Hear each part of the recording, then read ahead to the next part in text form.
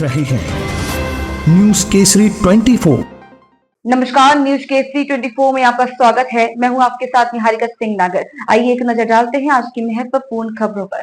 Vote bank की राजनीति का अंत, पिछड़ा दलित समाज अब व्यवस्था परिवर्तन की लड़ाई लड़ेगा। भारतीय मतदाता महासभा के राष्ट्रीय अध्यक्ष मिंटू राजभर का बड़ा आह्वान। भारतीय मतदाता महासभा के राष्ट्रीय अध्यक्ष मिंटू राजभर ने समाजवादी पार्टी, सपा और बहुजन समाज पार्टी बसपा पर गंभीर आरोप लगाते हुए कहा कि इन दलों ने पिछड़े, अति पिछड़े, दलित और अति दलित समाज को सिर्फ अपने वोट बैंक के रूप में इस्तेमाल किया है।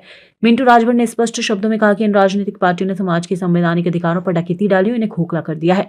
उन्होंने कहा कि देश की आजादी को 7 दशक से अधिक बीत चुके हैं, लेकिन आज भी पिछड़ा और दलित समाज अपने मूलभूत संवैधानिक अधिकारों से वंचित है। मिंटू राजभर ने राजभर समाज को संबोधित करते हुए कहा कि जाति के आधार पर कई नेताओं ने राजनीतिक दल बनाए और राजभर समाज को वोट बैंक के रूप में इस्तेमाल किया। उन्होंने कहा कि नेताओं ने खुद मंत्री बनकर अपने आप को मालामाल कर लिया, जबकि समाज की जनता फटेहाल रह गई। मिंटू राजभर ने राजभर समाज सहित सभी पिछड़े, अति पिछड़े और दलित समाज के लोगों से जागरूक होने का आह्वान किया है। उन्होंने जोर देकर कहा कि हमें केवल सत्ता परिवर्तन की पुरानी गलती नहीं दोहरानी है, बल्कि एक व्यापक और निर्णायक व्यवस्था परिवर्तन की लड़ाई लड़नी होगी। साथियों नमस्कार, जय सोहलदेव, जय भारत, जय पूर्वांचल।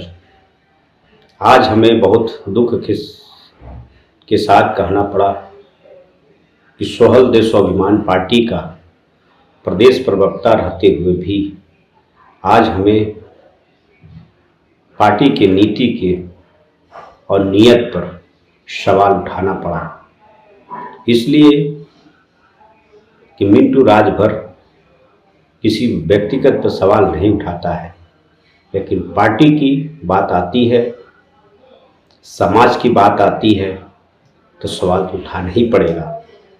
क्योंकि सवाल उठाने का मतलब कि अपना हक अधिकार लड़ाई की बात करना, पिछड़े पिछाड़े लोगों की बात उठाना, किसान मजदूरों मतदाताओं की बात रखना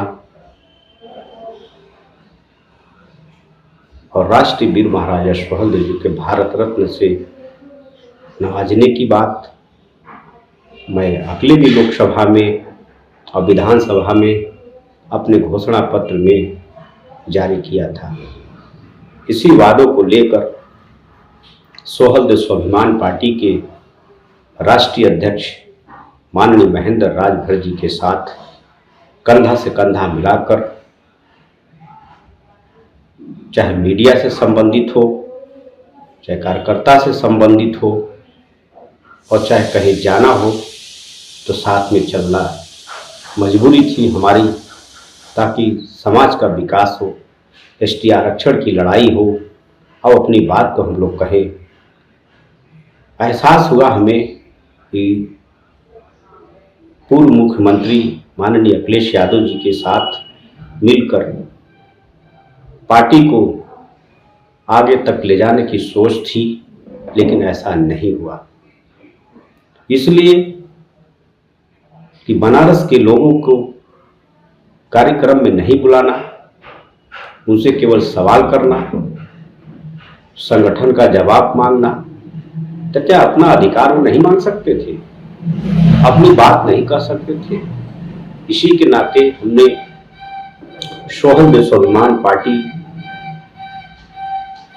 का प्रदेश प्रवक्ता रहते हुए भी अब अपनी बात को कहा गया तो सुना भी नहीं गया। हमें लगता है कि जहां पर अनुशासनहीन पार्टी हो, जहां अनुशासन नहीं हो, तो लगता है कि हमारे ऐसे नेताओं को, ऐसे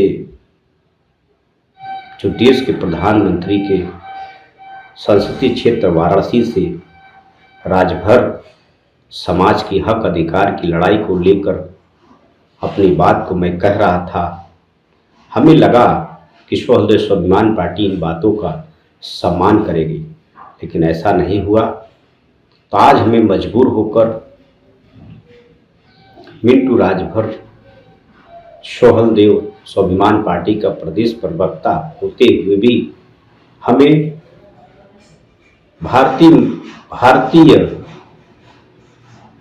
मतदाता महासभा का हमें निर्माण करना पड़ा। भारतीय मतदाता महासभा का निर्माण इसलिए करना पड़ा, गरीब, मजदूर, पिछड़े पिछाड़े लोगों की हक अधिकार की लड़ाई हमें लड़ने में पूरी आज़ादी होनी चाहिए। इसी को लेकर हमारी कोर कमेटी जो थी वो फैसला लिया, निर्णय लिया, हमें उस पर कार्य करने का मौका भी मिला।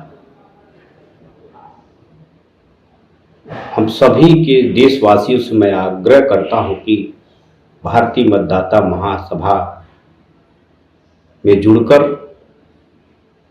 अपने हक अधिकार की लड़ाई, कार्यकर्ताओं का सम्मान, महापुरुषों का सम्मान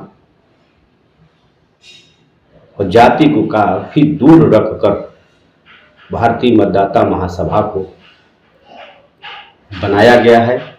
बहुत जल्द ही आप लोग के सामने एक पार्टी के रूप में कार्य करेगी, जिससे कार्यकर्ताओं का मान सम्मान, महापुरुषों का मान सम्मान, जाति व्यक्तिगत जो भी लड़ाई होगी, जिसकी जितना हिस्सेदारी उतनी उसकी भागीदारी तय की जाएगी। आने वाले चुनाव में 2027 में जिला पंचायत में, प्रधानी में अपने प्रत्याशी हम लोग उतारेंगे। जय सोहलदेव, जय भारत, वंदे मातरम। फिलहाल आज की खबरों में इतना ही। आप बने रहिए न्यूज़ के T24 के साथ।